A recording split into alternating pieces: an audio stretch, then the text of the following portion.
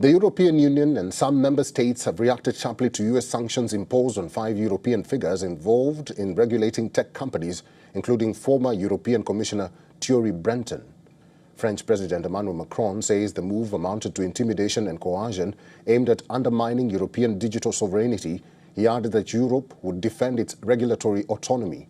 German Foreign Minister Johann Wadephol called the move unacceptable and said that the European Union's Digital Services Act was democratically adopted by the EU for the EU and has no extraterritorial effect. On Tuesday, the US State Department announced it would deny visas to the 5 people, accusing them of seeking to coerce American social media platforms into censoring viewpoints they oppose.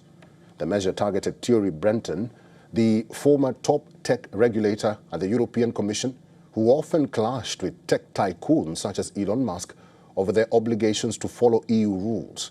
The US State Department described Breton as the mastermind of the European Union's Digital Services Act, a major piece of legislation that imposes content moderation and other standards on major social media platforms operating in Europe.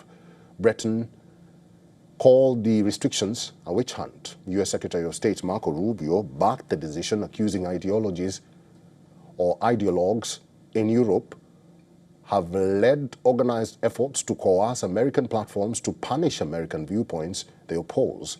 He added that the Trump administration will no longer tolerate these egregious acts of extraterritorial censorship.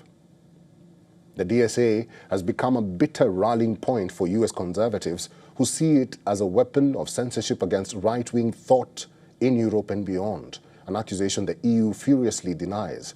The DSA stipulates that major platforms must explain content moderation decisions, provide transparency for users, and ensure researchers can carry out essential work, such as understanding how much children are exposed to dangerous content.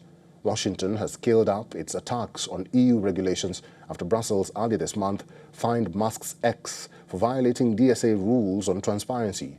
Last week, the US government signaled that key European businesses could be targeted in response.